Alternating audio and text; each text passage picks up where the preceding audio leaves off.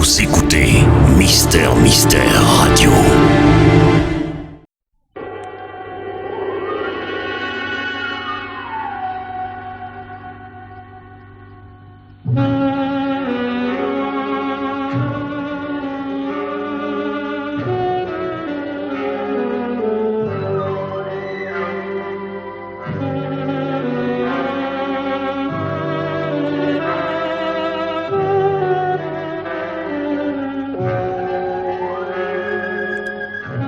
Pierre Billard vous présente l'anthologie du mystère.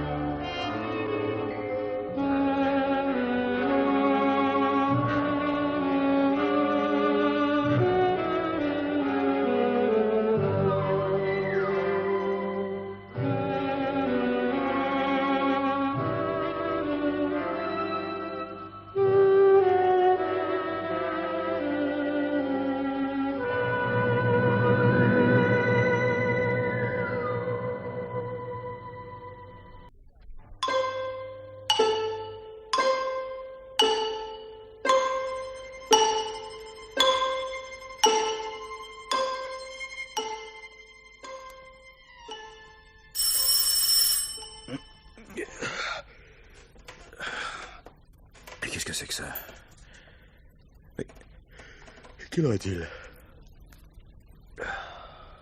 2h05. Je me demande...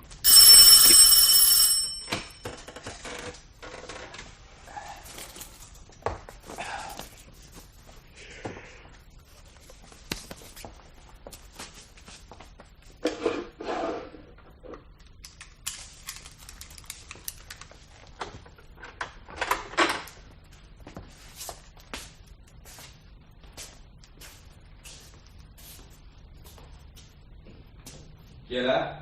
C'est moi. Ouvrez-moi la porte. Qui ça, moi? Moi, Geneviève. Geneviève? Qu'est-ce qui se passe? Bonsoir, mon petit. Mais qu'est-ce qui vous arrive? Ne faites pas de bruit. Il ne faut pas que l'on sache que je suis venue ici. Je ne veux pas que vous ayez des ennuis à cause de moi. Voyons, vous êtes toute glacée. Mais venez, entrez, entrez. Oui.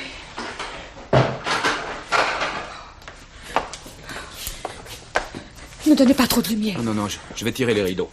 Ah. Et on va allumer seulement la petite lampe. Oui, ça suffit, oui. Excusez-moi, je suis mal réveillé. Vous ici à 2h du matin? Mais votre mari n'est donc pas à Paris? Hein? Il est en voyage? Quand vous avez sonné, j'ai d'abord pensé... Pardon, aux cambrioleurs. Oui, en ce moment, ils opèrent dans le secteur. Vous croyez qu'ils sonnent avant d'entrer? Mais pourquoi pas? Il leur suffirait de dire le nom d'une personne de connaissance pour qu'on leur ouvre. Mais vous ne répondez pas à ma question, voyons. Oh, laissez-moi vous regarder, mais qu'avez-vous? Je ne vous ai jamais vu aussi pâle. Vous m'inquiétez pour venir chez moi à 2h du matin, comme ça, sans prévenir. Vous avez sûrement une raison grave. Hein?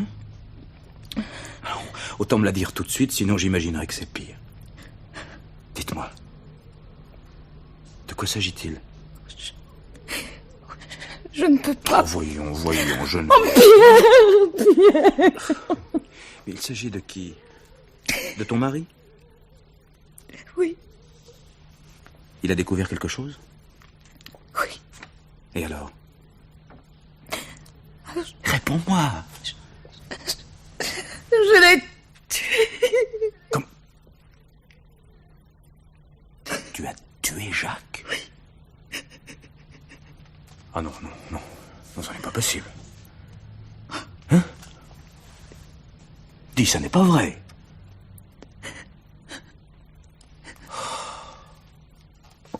Dieu, qu'est-ce que nous allons devenir? Mais pourquoi? Pourquoi je n'arrive pas à y croire? Comment est-ce que ça s'est passé? Oh, tu peux pas comprendre. Faut avoir vécu les nuits que j'ai passées. Je n'en pouvais plus. J'étais à bout de nerfs, de résistance, de tout. Mon petit, et moi qui ne me doutais de rien. Je te trouvais bien un peu étrange parfois, hypersensible. Oh, tous les soirs, les mêmes scènes recommençaient. Il fallait m'en parler. Oh, à quoi bon? Et comment ton mari avait-il appris? Tout finit par se savoir. Mais il n'avait aucune preuve. Mais c'est pour ça qu'il voulait me faire avouer. Je devenais folle. Oh, cette nuit, il a recommencé. Il a sorti son revolver. Oh, tantôt, il parlait de m'abattre. Tantôt, il voulait d'abord te tuer, toi. Oh. Si j'avais pu me douter. À chaque instant, je croyais que le coup allait partir. Puis il changeait de tactique. Il cherchait à me persuader de rompre.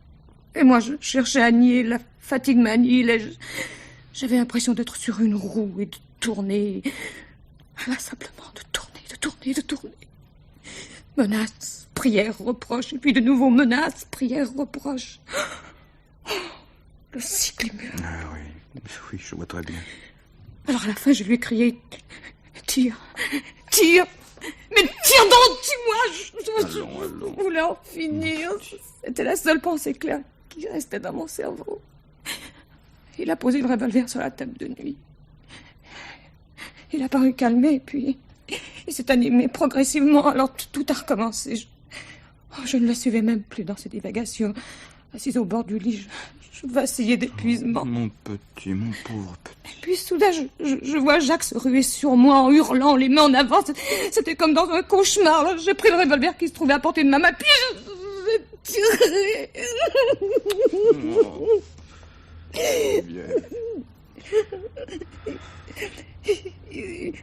Il est tombé à mes pieds. Ses mains ont glissé le long de mes jambes. Oh non, c'est trop affreux, ne m'oblige pas à te raconter tout ça. Mais non. Et puis, j'ai mis du temps à comprendre qu'il était mort. Tu en es sûr, au moins? Tu penses bien que s'il y avait eu le moindre doute, je ne serais pas ici. Oh, tout ça, c'est si navrant, si lamentable, c'est si bête. Oh, Pierre. Oh, je suis fatiguée. Viens, mon chéri, viens. Repose ta tête sur mon épaule. Mais si seulement tu étais venu tout de suite. Enfin, je veux dire... Avant. Dès que ces scènes ont commencé, il fallait t'installer chez moi. Oh, tu dis des bêtises, Pierre. Tu ne connais pas notre monde. Et puis Jacques avait tellement d'ennuis à part ça. Sa jalousie n'arrangeait rien. Tout valait mieux que ça. Nous sommes bien avancés maintenant. Ah non, je t'en prie, pas toi. Qu'est-ce que nous allons faire? Je suis venue te dire adieu. Je vais attendre ici que le jour se lève. Si tu permets. Et puis j'irai me livrer à la police. C'est trop injuste. Tu n'aurais pas dû, Geneviève. Oh, si tu savais comme tout ça m'est indifférent. Tu aurais dû penser à moi, oui. Je ne veux pas te perdre, moi. En 6 mois, tu aurais pu obtenir le divorce. Tu n'as pas voulu m'écouter. Mais quand un homme est en train de se noyer, un homme qui est votre mari depuis 10 ans, eh bien, il est légitime d'hésiter. Eh oui, te voici bien avancé aujourd'hui. Si tu avais pris Froget comme avocat, dans 1 mois d'ici, nous pouvions nous marier. Oh, tu ne penses qu'à toi. Mais non, je pense à nous, Geneviève. On dirait parfois que tu ne sais pas tout ce que tu représentes pour moi.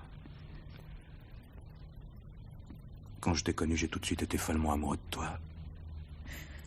Mais pas une seconde. Je n'ai pensé qu'un jour tu pourrais être à moi. Oh non, cette idée ne m'effleurait même pas. Et puis... je veux te garder. Nous nous reverrons dans quelques années. Mais est-ce que tu te rends bien compte de ce que tu dis? Quelques années? Mais moi, je ne vis plus quand tu t'absentes pour 3 jours. Eh bien, oublie-moi. Il le faudra bien, tu sais. Si encore la police était un peu compréhensive. Mais on ne sait jamais à quoi on s'expose. Tu ne me vois tout de même pas pendant la fuite. Et maintenant, une existence traquée. Non, bien sûr, ce n'est pas une solution. Que faire maintenant? Il faudrait... Tu aurais dû me mettre au courant de la situation bien plus tôt. Nous aurions avisé. Oh, sans des mots. Pendant 8 jours, j'en ai trop entendu. Non, je voudrais dormir un peu. Jamais je n'aurais soupçonné que Jacques, toujours si calme, si maître de lui, était en réalité un violent. Et les soucis d'argent l'avaient aigri, tu sais. En peu de temps, il a beaucoup changé. Lorsqu'il a deviné ce qui s'était passé entre nous, tout d'abord, il a pris la décision de partir. Son premier réflexe a été de me rendre ma liberté en s'en allant. Puis un soir, en rentrant, j'ai trouvé un mot d'adieu sur sa table de travail. Il disait qu'il ne pouvait pas continuer à vivre de cette façon, qu'il préférait me quitter. 2 heures plus tard, il était de retour. Il m'a expliqué qu'il lui était impossible de vivre sans moi. Il a aussitôt exigé que je m'engage à ne plus te revoir. Depuis lors, les scènes se sont succédées presque sans interruption. Et voilà. Et qu'est-ce qu'il est devenu, ce billet? Quel billet? Cette lettre d'adieu. Qu'il avait laissé sur la table? Oui. Foi, j'en sais rien. Tu ne l'as pas laissé sur la table? Oh, non, sans doute. J'ai dû l'enlever à cause de la bonne. Cherche à te souvenir. Je te comprends pas. Je voudrais dormir. Non. Essaie de te souvenir, Geneviève. Fais un effort. Mais que veux-tu faire avec cette lettre? C'est le passé. Je veux la voir. Ensuite, je te dirai ce qu'on peut en faire. Oh, ma foi, Tu l'as enlevée à cause de la bonne, disais-tu. Oui. Hein? Il est possible que tu l'aies mise dans ton sac. Oui. C'était le meilleur moyen de l'empêcher de traîner. Oh, mon Dieu. Oh, que je voudrais dormir. Donne-moi ton sac. Tiens. Tu permets? Oui. Tout ce que tu veux. Merci. Tu n'as pas remis cette lettre sous les yeux de ton mari par la suite? Oh, certainement pas. Pour avoir l'air de lui faire un reproche d'être resté. Alors il doit être possible de la retrouver. Ah, tu as tellement de choses là-dedans. Derrière, il y a une poche soufflée. Ah. Voilà une lettre. Ah non, c'est une lettre de maman. Voici une enveloppe. Ah oui, c'est ça. Tu permets que je lise? Oui. Ma chère Geneviève, je ne peux plus supporter la vie que nous menons. La seule faute sera de n'avoir pas su me faire aimer de toi. C'est pourquoi je te rends ta liberté. Pardonne-moi. Adieu, Jacques. Supporter la vie que nous menons. Pardonne-moi. Adieu. Les termes de cette lettre sont assez vagues. Il n'y a pas de date. Dans les circonstances présentes, chaque mot est susceptible de prendre un sens tout différent. Qu'est-ce que tu en dis? Je ne te suis pas. Si l'on trouvait cette lettre à côté d'un mort, on penserait immanquablement à un suicide. Et un revolver? Il suffirait d'en effacer tes empreintes et de mettre celles à la place. Oui, peut-être, mais... D'autant plus que tu as, pour ainsi dire, tiré à bout portant. Je ne me souviens pas très bien. Mais si! Cela ressort du récit que tu m'as fait. Oh, mais à quoi bon? Écoute-moi, Geneviève. Oui. Écoute-moi, je comprends que tu cherches le repos, le calme, l'oubli. Tu voudrais oublier cette atroce chose qui t'est arrivée, dont tu as été victime. Oui. Seulement, tu ne prends pas du tout le chemin qui mène à la tranquillité. Oh, mais puisque... Ne t'imagine pas que la police te laissera en paix, même si tu reconnais tout ce qu'ils voudront te faire admettre. Ils te harcèleront des jours entiers, des nuits entières. La formation durera des semaines. L'instruction se prolongera pendant des mois. Et au bout de 2 ans, ce sera le procès, les assises. Oh, pourquoi Jacques n'a-t-il pas tiré? Ce serait fini. J'en peux plus. C'est parce que je veux que tu sois tranquille que je cherche une solution. Ce que je propose de faire n'est pas très très beau, mais à quoi bon te dénoncer? Ça ne ressuscitera pas ton mari. Le reste est affaire entre ta conscience et toi. En tout cas, il n'y a pas d'autre solution. Mais tu ne sais pas ce que tu me demandes. Retourner là-bas, toucher sa main, regarder ses yeux qui n'ont plus de regard. Oh non, non, non, jamais, non, je pourrais pas. Oh non, non, autant que j'en finisse tout de suite, moi aussi. Laisse-moi partir, je t'en supplie, tu me tortures. Adieu, Geneviève, je t'en supplie. Un peu de courage. Bientôt, il sera trop tard. Mais je ne peux pas. Fais-le pour moi. Tu es tout ce que j'ai au monde. Tu es le miracle de ma vie. Tu n'as pas le droit de te perdre toi-même et de m'enlever ma raison de vivre. Oh. Bon, je vais essayer. Pour toi. Mais qu'est-ce que tu as? Geneviève! Allons. Ce n'est rien. Ce n'est rien. Appuie-toi. Appuie-toi là. Non. Mais si, je vais t'étendre. Non, c'était qu'un étourdissement. Ça va déjà mieux. Oh, tu n'es pas en état de faire 10 pas. Mais si. C'est la réaction inévitable après toutes ces émotions. Et dans 2 heures, il commencera à faire jour. Mais je peux toujours essayer. Non, non, non, ce serait perdu d'avance. Je vais y aller. Toi? Donne-moi la lettre. Oh non. Non, non, je refuse, c'est trop dangereux. Oh, pas encore. Non. Non, on pourrait te voir et puis plus tard te soupçonner. À non. 7 heures, je ne rencontrerai personne. Ma décision est prise, j'y vais. Non. Si nous manquons de courage à cette minute, il nous en faudra plus tard, pendant des années. Venez, Geneviève. Prenez mon bras. Je vais vous conduire chez votre mère. En voiture, nous en aurons pour 20 minutes. Il suffira à votre mère de dire que vous êtes arrivé chez elle à minuit. Oui. Pour que vous ayez un alibi irréfutable. Oui, mais quelle raison lui donner? Ce sera la première fois depuis mon mariage. La raison est toute trouvée. Tu t'es disputé avec ton mari. Demain, la police te mettra au courant du suicide. N'oublie pas de me donner la clé. C'est bien pour toi. Oh mon Dieu, mon Dieu.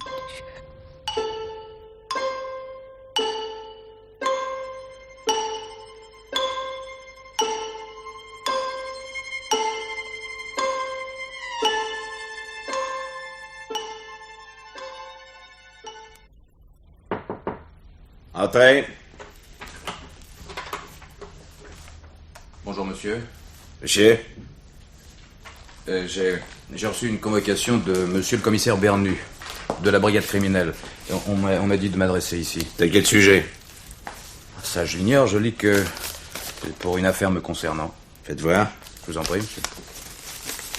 Mercredi à 14h. Pierre Ferraud, c'est vous? Oui, c'est moi-même, oui.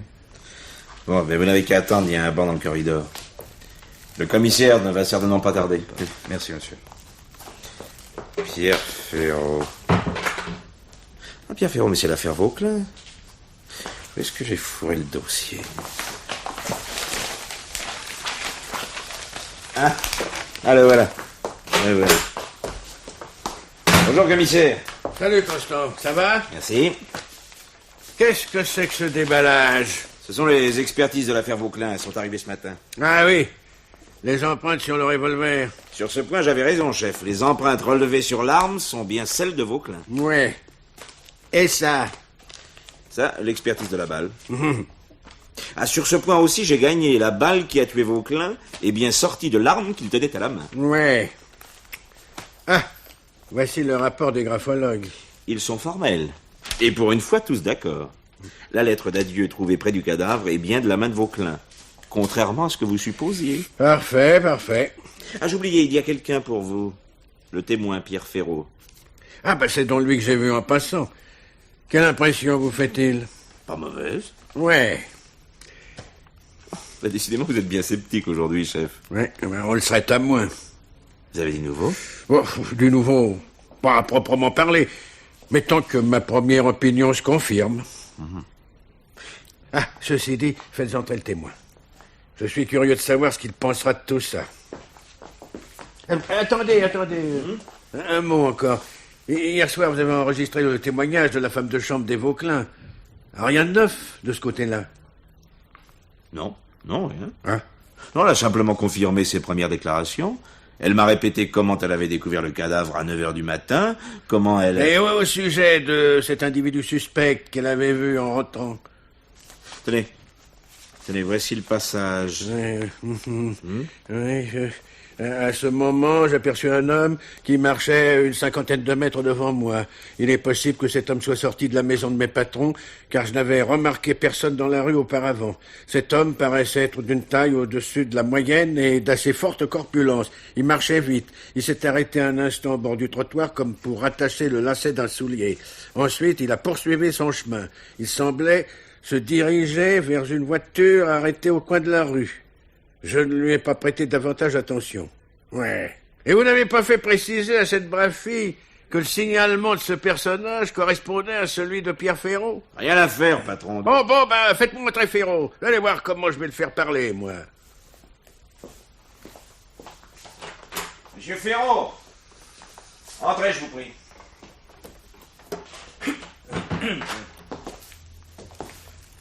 Bonjour, monsieur le commissaire. Monsieur Pierre Ferraud, asseyez-vous donc.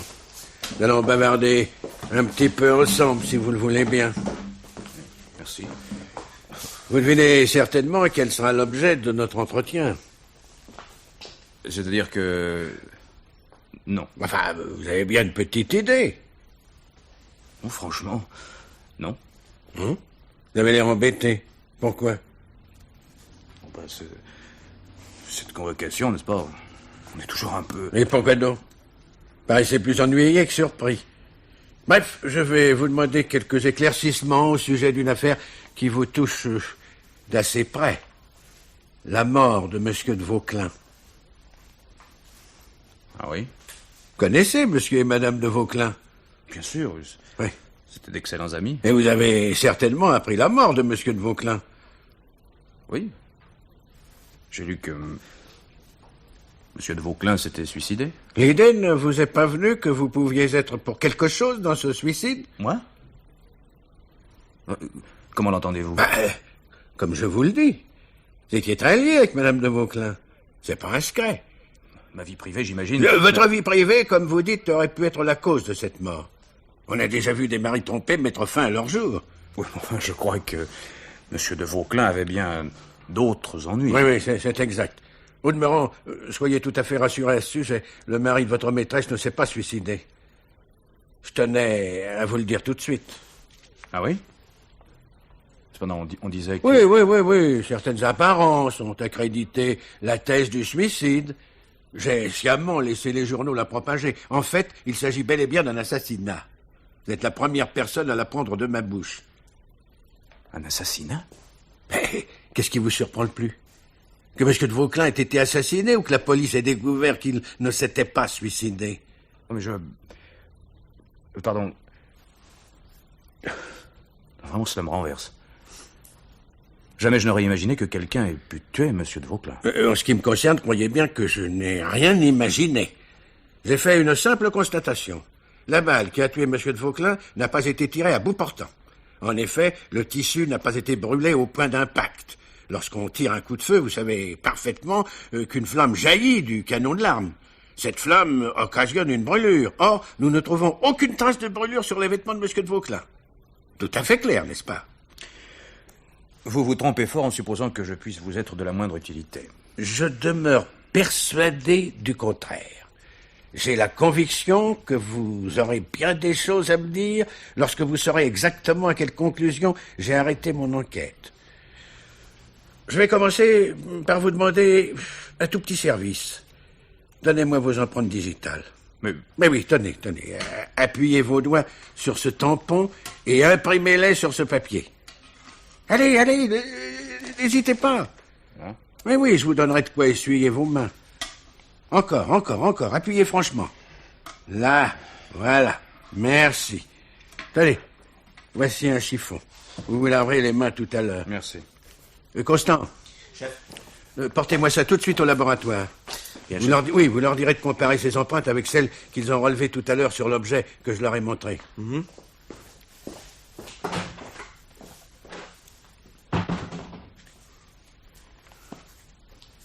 Décidément, je ne comprends pas. Cher monsieur, vous finirez par comprendre que votre intérêt n'est pas de vous taire. En attendant, laissez-moi poursuivre ma démonstration. Voici une autre preuve du crime. Et cette fois, il ne s'agit plus seulement de meurtre, mais d'assassinat. Comment vous voulez dire Oui, que... oui, je veux dire qu'il y a eu préméditation. Non, écoutez-moi bien, et vous jugerez par vous-même. Vous vous souvenez certainement que le billet d'adieu de M. de Vauquelin avait été écrit sur une feuille détachée d'un bloc de papier à lettres. Non, je n'ai pas eu connaissance de ce détail. Par contre, je me souviens que la presse a fait allusion à cette lettre. Oui, eh bien, cette lettre n'est pas la dernière qu'ait écrite M. de Vauquelin. Comment ça, on en a retrouvé une autre? Si invraisemblable que cela vous paraisse, oui. J'avoue que je comprends de moins en moins. Ça ne fait rien. Je suis là pour vous expliquer. Je vous écoute. L'expérience, voyez-vous, m'a enseigné à me méfier des apparences. J'ai pour principe de vérifier tout ce qui est vérifiable. Par exemple, après avoir pris connaissance de la lettre de M. de Vauquelin, j'ai cherché le bloc de papier duquel la feuille avait été détachée. J'ai fini par mettre la main dessus et j'ai constaté qu'il n'y avait qu'un seul bloc de ce modèle dans la maison. J'ai saisi ce bloc. Je me doutais déjà qu'il n'y avait pas eu suicide, pour la raison que je vous ai exposée. Donc, la lettre ne pouvait que me paraître suspecte. Je me demandais s'il ne s'agissait pas d'un faux. J'ai examiné non seulement la lettre, mais aussi et surtout la première page du bloc.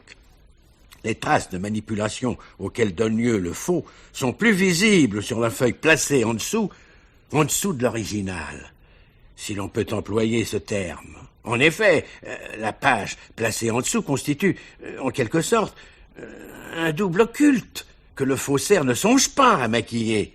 Bref, j'ai examiné cette feuille à la lumière noire, qui permet de distinguer les plus infimes altérations du papier, celles que produit par exemple la plume d'un stylo sur la feuille placée en dessous de celle sur laquelle on écrit. Et qu'avez-vous découvert en définitive? Eh bien, que la dernière lettre écrite par M. de Vauquelin n'était pas celle adressée à sa femme et retrouvée auprès du cadavre. La lettre dont le bloc porte l'empreinte, donc la dernière lettre écrite, comporte 5 lignes de plus que celle en ma possession. C'est en effet curieux. N'est-ce pas? Quoi qu'il en soit, voici la situation. On s'est servi du papier à lettres après que M. de Vauquelin eut écrit sa fameuse lettre d'adieu. Après sa mort? On ne voit pas bien qu'il aurait pu se servir du bloc après la mort de M. de Vauquelin. L'épouse n'est rentrée chez elle qu'après l'arrivée de la police. Alors je ne comprends pas. Je ne comprenais pas non plus. Je suis tout de même parti à la recherche de cette lettre, et je l'ai trouvée. Oh! Ça n'a pas été long. Monsieur de Vauquelin écrivait peu. Il y a 15 jours, donc 8 jours avant le décès, son avocat avait reçu une lettre tout à fait banale au sujet d'un procès de mitoyenneté. Cette missive comportait précisément 12 lignes. J'en ai pris une photographie. En projetant sur un même écran la photographie de la lettre adressée à l'avocat et celle de la première feuille du bloc que j'avais faite à la lumière noire, il était facile de voir que les deux images se superposaient exactement. Les quelques jambages lisibles correspondaient aux mots de la lettre. Or, cette dernière portait une date. Conclusion, la fameuse lettre d'adieu était antérieure, puisque le bloc n'avait plus servi depuis la lettre écrite à l'avocat dont il conservait l'empreinte. Oui, il y a là quelque chose de troublant, je l'avoue. Ah, n'est-ce pas? Cet homme écrit à sa femme une lettre désespérée, pouvant faire penser qu'il veut en finir avec la vie, après quoi, il met sa lettre de côté et va tranquillement à ses affaires. Si nous admettons la thèse du suicide, il faudrait donc supposer que 8 jours plus tard, revenant à son intention première, il ressort la lettre mise de côté et se tue. Incroyable, n'est-ce pas? D'ailleurs, nous avons déjà rejeté cette thèse pour d'autres raisons. Nous arrivons à ceci. La lettre, écrite il y a maintenant 15 jours, a été découverte et utilisée par le meurtrier il y a 8 jours. Et ce meurtrier ne savait pas qu'il nous serait possible de mettre une date sur cette lettre qui n'en portait pas. Que pensez-vous de cette explication des faits? Elle me paraît plus plausible que la première. N'est-ce pas? Et elle nous mène à nous poser la question suivante. Quelles sont les personnes les mieux placées pour entrer en possession d'une pareille lettre? Les familiers de la maison. En premier lieu, Madame de Vauquelin. Mais Madame de Vauquelin possède un alibi indiscutable. Elle a passé la nuit chez sa mère. Or, le décès de la victime se place entre 2 et 4 heures du matin. Donc, votre maîtresse est hors de cause. Le seul suspect possible, c'est vous, Pierre Ferrand. Comment? Mais oui, c'est vous qui avez assassiné Jacques de Vauquelin. Moi? Avouez donc. Vous seul possédiez un motif. Vous seul pouviez combiner cette mise en scène. Vous seul pouviez pénétrer dans l'hôtel des Vauquelin sans effraction. Il vous suffisait de subtiliser la clé de votre maîtresse. D'ailleurs, on vous a vu. On m'a vu. Oui. Un témoin vous a aperçu. Je n'ai pas quitté mon domicile cette nuit-là. Si quelqu'un prétend m'avoir aperçu, qu'on nous confronte. Et nous verrons. Pourquoi êtes-vous allé chez les Vauquelin? 4 heures du matin, c'est pas l'heure des visites protocolaires. Mais puisque je vous jure... Vous avez abattu le mari de votre maîtresse. C'est faux. Et puis, avec des éléments préparés à l'avance, vous avez organisé une mise en scène de suicide. Non, ce n'est pas moi qui ai tué monsieur de Vauquelin. Qui alors? Je ne sais pas. Vous étiez pourtant bien placé. Je n'ai pas quitté mon domicile. Oui, vous l'avez déjà dit, ça, oui. Il est dommage pour vous, monsieur Ferraud, que vous ne compreniez pas où se trouve votre intérêt. Cette lettre, avec laquelle vous espériez faire accréditer le suicide, s'en retourne contre vous. Elle prouve, elle démontre la préméditation de façon irréfutable. Oh, mais combien de fois faudra-t-il vous répéter que je... Allô? Le laboratoire? Oui, passez-le-moi. Oui, c'est moi, alors. Ah bon? Bon. Les empreintes que Constant vous a apportées tout à l'heure sont les mêmes que celles relevées sur l'objet que je vous ai montré ce matin. Bon, bien, parfait. C'est tout ce que je voulais savoir, merci. Je regrette pour vous, Ferraud, que vous n'ayez pas fait preuve d'un peu de franchise. Mais puisque je vous assure que... Mais oui, ne discutons plus. Allô? Ah, allô, oui, c'est Bernu. Dites à Constant de me faire préparer un mandat d'arrêt au nom de Pierre Ferraud. Oui, il est au courant. Tout de suite. Et qu'il me l'apporte. Je l'attends. Qu'il amène les bracelets en même temps. Vous ne pouvez pas faire ça. Ah oui, et pourquoi? On ne peut pas arrêter quelqu'un sans preuve. C'est insensé, je proteste. Oui, ça, des protestations, vous savez, j'en entends du matin au soir. Je ne suis pas un assassin. Je vous en donne ma parole d'honneur. Vous m'aidez donc pas en frais pour moi. Ah, vous avez le papier, Constant? Vas-y, chef. Merci. Ça va, c'est parfait. Passez-moi les menottes à ce bonhomme, il partira au dépôt ce soir. Non, je ne veux pas. C'est inutile. Monsieur le commissaire, on ne va tout de même pas passer les menottes comme un criminel de droit commun. Ah, vous m'épatez, vous. Mais je suis innocent. Ne me touchez pas. Je vais tout vous dire. Trop tard pour aujourd'hui, je vous entendrai à nouveau demain. Non, mais laissez-moi donc. Je vais vous dire la vérité. Écoutez-moi, Ferraud. Jusqu'à présent, j'ai été aimable avec vous. Si vous le prenez comme ça, je changerai de méthode. Pas de temps à perdre, moi. Vous vouliez que je vous dise la vérité, alors écoutez-moi. Je vous en supplie. Bon, mais donnez-moi tout de suite votre dernière version, hein? La définitive.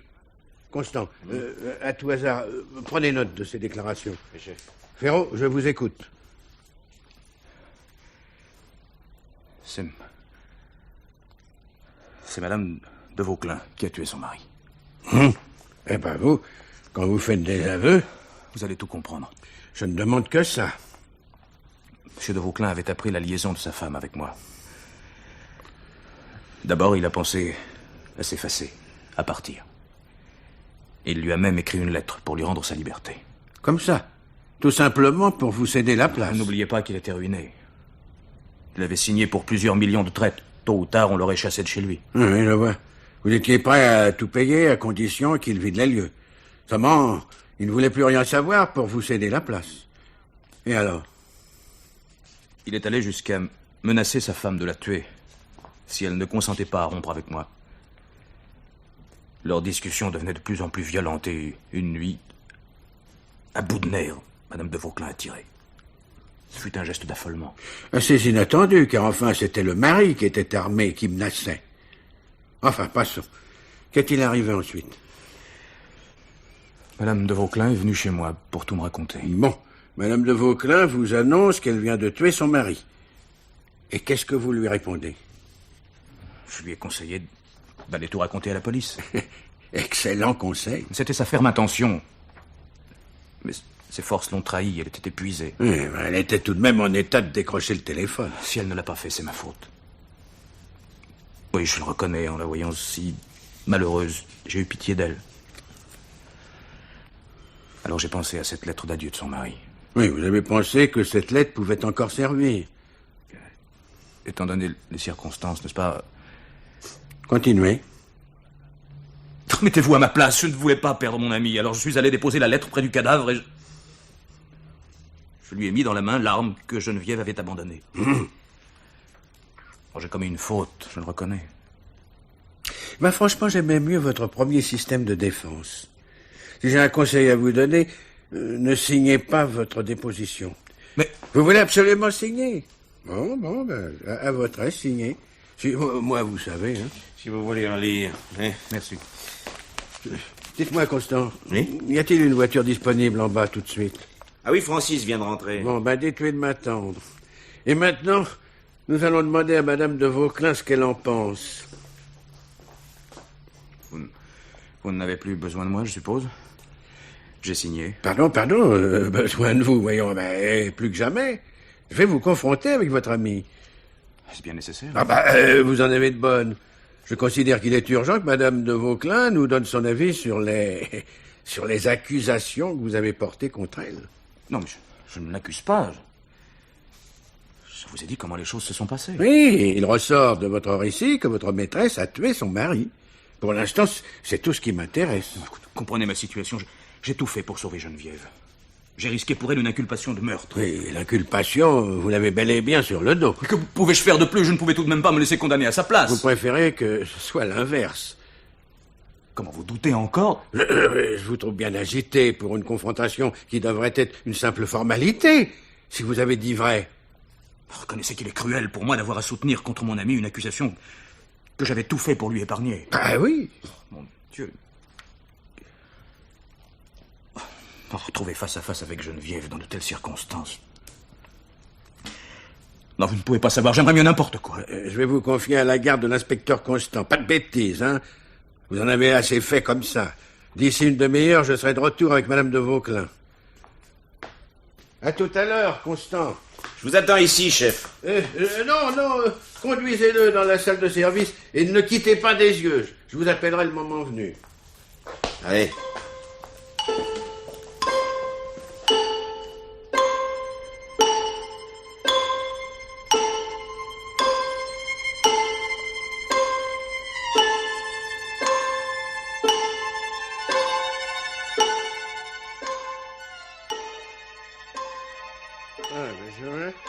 Voilà, persiste et signe Pierre Ferraud. Voilà, madame, le texte de la déposition qui vous met en cause. Qu'avez-vous à répondre à cela? Rien. La gravité de cette accusation ne vous échappe certainement pas. Je la trouve beaucoup plus grotesque encore qu'insultante. À première vue, elle ne manque pas de vraisemblance. De plus, elle cadre avec certains faits dont l'un est encore inconnu de M. Ferraud et que je me réserve de vous révéler dans un instant. Moi, avoir tué mon mari. Vous devriez sentir vous-même combien c'est absurde. Mon mari était tout pour moi. Tout, c'est peut-être trop dire. Il est notoire qu'entre M. Ferraud et vous... Il a été mon amant, c'est exact. Oui, bien entendu, je n'irai pas conclure de là... Heureuse de vous l'entendre dire. Avouez que les faits sont troublants, madame.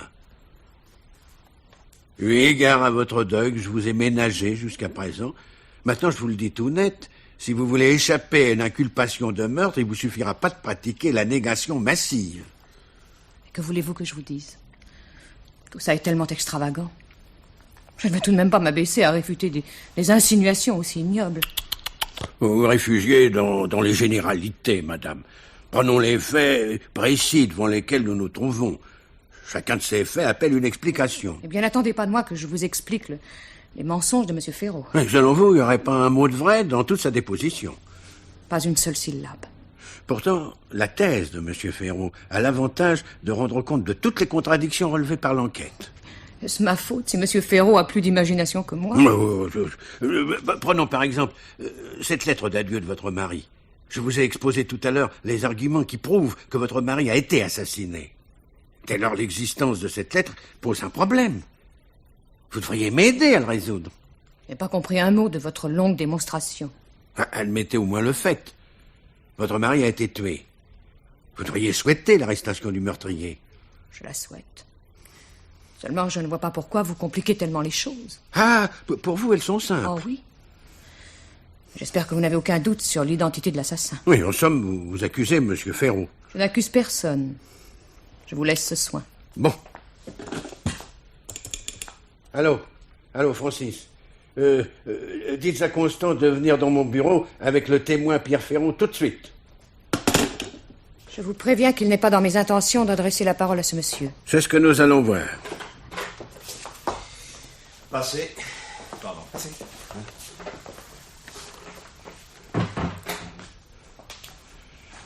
Bonjour.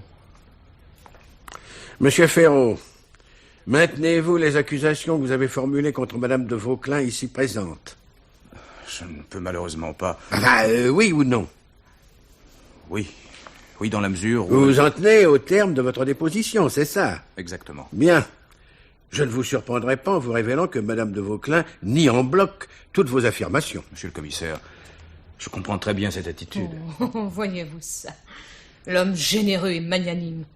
Vous n'avez pas honte? Ah si, tout de même. Il n'a pas le courage de me regarder dans les yeux. Voilà l'homme qui voulait se sacrifier pour moi. M'ont consacré sa vie. Je vous jure, Geneviève, que j'ai fait Mais l'impossible. pleu, très lâche avec ça. Et surtout comédien. Je n'aurais jamais cru qu'un homme qui a le toupet de vous dire qu'il vous aimait puisse descendre aussi bas. Je n'y suis pas arrivé du premier coup. J'ai été à votre école. Écoutez-moi, madame. J'aimerais vous entendre réfuter les faits précis de l'accusation formulée contre vous. La lettre que voici, par exemple. Dites-moi quand vous l'avez vue pour la première fois. Mais je vous l'ai déjà dit. C'est vous qui me l'avez montré pour la première fois, sans quoi je ne l'aurais pas remarqué. J'étais bien trop bouleversée. Oui, donc avant le meurtre, vous n'avez pas eu connaissance de l'existence de cette Et lettre. puisque je vous le dis, Ne trouvez-vous pas singulier que votre mari l'ait écrite? singulier ou non, le fait est qu'il l'a écrite. Dans quel but? Il est trop tard pour le lui demander. Et puis qu'est-ce qui prouve que Ferraud n'en est pas l'auteur? Les experts sont formels. Si vous croyez tout ce qu'ils disent, ne m'interrogez pas. Cette lettre n'est pas un faux. Mais c'est vous qui soulevez la question, pas moi. Ah, c'est impossible de discuter avec vous. Vous me demandez mon opinion. Ne croyez pas que vous aurez le dernier mot avec moi de cette façon-là. Et avouez que c'est raide. Vous m'accusez d'avoir tué mon mari en vous basant uniquement sur les mensonges de cet individu. Soyez poli, madame. Sinon, je vous répondrai sur le même ton. Si quelqu'un ment ici, c'est bien vous, et vous seul. Oui, assez. Nous tournons sur place. Puisque chacun de vous affirme que l'autre ment, je vais vous départager par une seule question. Réfléchissez bien avant d'y répondre. La réponse que vous me ferez l'un et l'autre me permettra de juger de votre bonne foi respective. Je vais vous montrer un objet. Et vous me direz si cet objet vous est familier ou non. L'objet se trouve dans ma serviette. C'est un revolver. Le voici, monsieur Ferraud. Parlez d'abord. Connaissez-vous cette arme? L'avez-vous déjà aperçue? Vous permettez? Mais je vous en prie. Mais... c'est mon revolver, bien sûr que je le reconnais. C'est votre dernier mot? Mais comment? Parfait. Constant, veuillez remettre l'arme à madame. Merci. Et vous, madame? Ça, le revolver de Ferraud. Il a menti une fois de plus. Madame, je vous en prie. Parlez pour vous uniquement. Répondez à ma question. Connaissez-vous cette Mais arme? bien sûr, c'est le pistolet de mon mari. Vous le reconnaissez formellement? Oh, sans aucun doute possible. C'est tout ce que je voulais savoir. Vous pouvez me le rendre. Merci. Cette arme est à moi. Et moi, je peux vous dire où vous l'avez trouvée. Je vous écoute. Vous l'avez trouvée dans l'égout. Je l'avais jetée en sortant de l'hôtel de Vauclin. La nuit du crime? Oui, la nuit où madame a tué son mari. Pouvez-vous me dire pourquoi vous avez jeté cette arme, dont vous ne vous étiez d'ailleurs pas servi? Il ne manquait pas une balle dans le barillet. Oh, par prudence, tout simplement. Je venais de poser la lettre et je n'avais qu'une hâte. C'était de rentrer chez moi sans me faire remarquer. Je pouvais tomber sur une ronde d'agents. Et après? L'arme n'avait pas servi. Cela n'empêche qu'un homme armé est toujours suspect. On m'aurait conduit au poste, interrogé, ce n'était pas le moment d'attirer l'attention sur moi. Et la meilleure preuve, c'est que vous m'accusez d'un meurtre uniquement parce que j'étais dans la rue cette nuit-là. Vous avez entendu, madame? Il ment. Moi, je vous assure que c'est... Je précise à votre intention que le laboratoire a photographié ce matin les empreintes laissées sur cette arme et tout à l'heure les a comparées avec celles de monsieur Ferraud. Elles concordent. Bien, vous devriez demander à monsieur Ferraud pourquoi. Il s'est muni d'une arme pour aller porter une lettre dans une maison où, suivant sa propre déclaration, il n'y avait qu'un mort. Ah, ça c'est le comble de l'impudence. Madame de Vauclin pose une question à laquelle elle pourrait répondre mieux que personne. Quand elle a sonné chez moi, à 2h05 du matin, je ne lui ai ouvert qu'après avoir pris certaines précautions. Il y a eu, coup sur coup, 3 cambriolages dans le secteur. J'y ai fait allusion devant elle.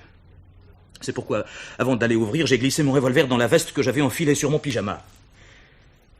Si j'ai oublié de l'en sortir après la nouvelle qu'elle était venue m'annoncer, c'est peut-être un peu compréhensible.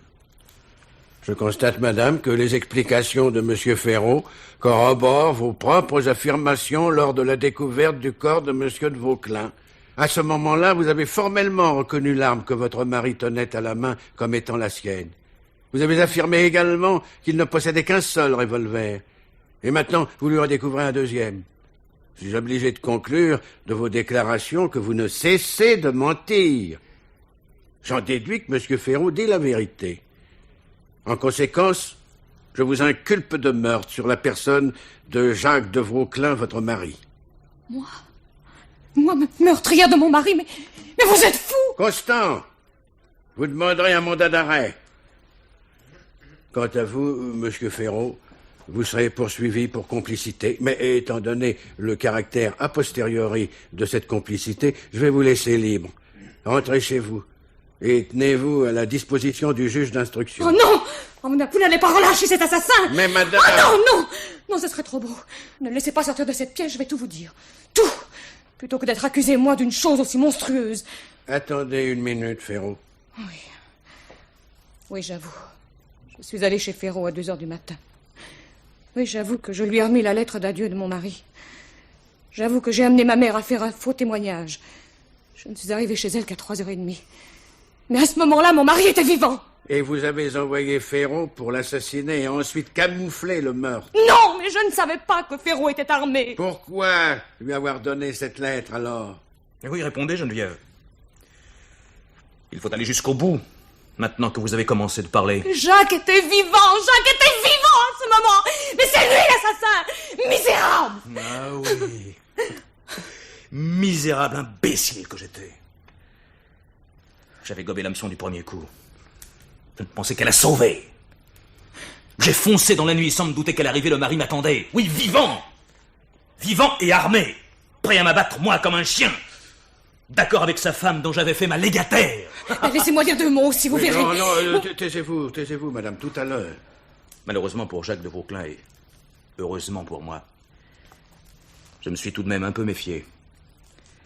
Oh, non pas de lui, ni de sa femme. Mais je redoutais que la bonne ou quelqu'un d'autre n'ait déjà découvert le cadavre. Je me suis glissé sans bruit dans la maison où régnait un silence qui n'était pas le silence de la mort. Inquiétude ou pressentiment, ce silence me parut plein de menaces. Une chance pour moi, le petit jour pointait. Lorsque j'ai poussé doucement la porte de la chambre à coucher, il ne faisait plus suffisamment nuit pour que je donne tête baissée dans le traquenard. J'aperçois vaguement une ombre derrière les rideaux fermés de la fenêtre. Alors l'instinct m'a fait agir avant toute réflexion. Je vis le rideau s'écarter devant moi et Jacques de Vauclin me mettre posément en joue. Ah, c'était bien combiné. Il comptait me descendre comme au stand de tir. L'important pour lui était de m'avoir du premier coup. Vous comprenez, n'est-ce pas? On peut tirer sur un cambrioleur qui pénètre la nuit chez soi et le tuer net. C'est un accident. Tirer plusieurs fois, ça n'est plus un accident. Il ne pouvait courir le risque de me manquer. Mais moi, n'ayant pas besoin de viser, moi, j'ai tiré le premier. Et il tombait presque à l'endroit où j'étais venu chercher son cadavre. Mais pourquoi n'avoir pas prévenu la police tout de suite? À ce moment-là, vous pouviez invoquer la légitime défense. C'était impossible. Puisque je savais que ma tendre amie, pour se venger, démentirait toutes mes affirmations. Ainsi qu'elle vient de le faire. Vous aviez la lettre comme preuve. J'ai préféré m'en servir comme prévu. Je savais que par la force des choses, Madame de Vauclin serait obligée de se rallier à la thèse du suicide. Elle était enfermée dans son propre mensonge. Elle ne pouvait m'accuser du meurtre sans avouer en même temps ses propres desseins criminels. Il fallait avoir confiance dans la police. Il existait tout de même un moyen de faire parler Madame de Vauclin. c'était de l'accuser, elle, du meurtre. En feignant de la croire coupable, je l'ai obligée à se défendre. Or, elle n'avait qu'un moyen de défense, vous attaquer. Une fois prise dans cet engrenage, elle devait fatalement aboutir aux aveux, seul moyen de me convaincre. Mais vous n'avez pas terminé votre récit. Vous savez la suite. J'ai mis mon revolver à moi dans la main du cadavre. Après en avoir effacé les empreintes. Quant à l'arme de Vauquelin, je l'ai emportée. Oui, pour l'acheter dans le premier égout venu. C'est bien ainsi que je m'expliquais la présence de vos empreintes sur l'arme qui n'avait pas servi, celle de Vauquelin. Vous avez pensé qu'il était inutile d'essuyer celle-ci. Ce fut une erreur. L'égout dont j'ai retiré l'arme de Vauquelin était un collecteur secondaire avec banquette, comme on dit en termes de métier. Le revolver était tombé sur la banquette et il est resté au sec. Je m'étais intéressé à cette bouche d'égout en cherchant à déterminer l'endroit où vous étiez arrêté un instant et baissé, suivant les déclarations de la femme de chambre. Bon, eh ben ça sera tout pour aujourd'hui. J'espère que vous n'avez plus de doute en ce qui me concerne. Votre situation était délicate, je le reconnais. Elle n'aurait pas dû vous empêcher d'être franc. Le pouvais-je, empêtré comme je l'étais dans un tissu de mensonges? C'est ça. C'est ça, relâchez-le avec les félicitations de la police. Vous voyez bien que c'est là où il veut en venir, la malheureuse victime qui a échappé à son sort. Vous reconnaissez, madame, que vous avez attiré votre amant dans un guet-apens où il devait trouver la mort. Parfaitement, je le reconnais. Constant, notez. Et ajoutez que je ne regrette qu'une chose. C'est qu'il en soit revenu. Si c'était à refaire, c'est moi-même qui me chargerais de l'abattre. Ce bel échantillon d'honnête homme que voilà. Ce sont les gens de son espèce qui ont acculé mon mari à la ruine. Pauvre Jacques. Il n'était pas de taille, lui. J'ai tout essayé pour le sauver. J'en ai vu des prêteurs et des hommes de loi. Résultat, il y avait toujours quelque chose de plus à payer. Et nous n'étions pas plus avancés. Alors, j'ai fait la connaissance du brave Pierre Ferraud. Tout de suite, il est devenu notre ami intime. Mais pour tirer Jacques d'ennui, il n'aurait pas remué le petit doigt. Trop malin. Trop bête pour comprendre, plutôt. Il fallait me dire, je suis à vendre, voici mon prix. Les a-t-il fait miroiter ces millions? Quand je lui ai demandé de faire une avance à mon mari, il a refusé noblement. Cela ne ferait que prolonger une situation équivoque, disait-il. Il avait trouvé ça, l'honnête homme. Je m'en excuse, j'ignorais que le mensonge était votre élément naturel. Il a poussé la famille jusqu'à me donner des conseils sur la meilleure manière de hâter les fondements de mon propre foyer. Il affirmait avec cynisme que mon mari était trop galant homme pour ne pas me rendre ma liberté aussitôt que sa ruine serait consommée. Je voulais vous épouser, vous paraissiez d'accord. C'est que Pierre Ferraud, s'il n'était pas désintéressé, savait spéculer sur le désintéressement d'autrui. Et il a cru que c'était arrivé. Il m'a institué sa légataire universelle. Et vous croyez que j'aurais consenti à cette ignominie après tous les sacrifices que j'ai faits? Excusez-moi, je ne m'étais pas aperçu que c'était des sacrifices. Kouja! Une question encore, madame. Qui a eu l'idée de cette lettre ambiguë destinée à servir d'appât? Moi seule. Votre mari a donc écrit sous votre dictée.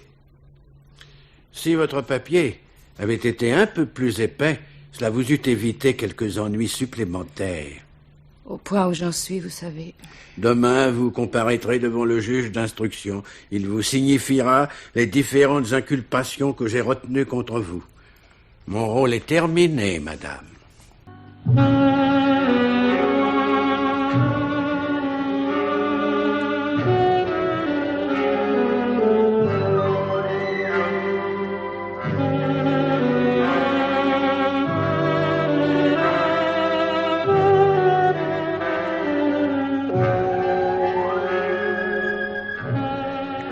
Lumière noire.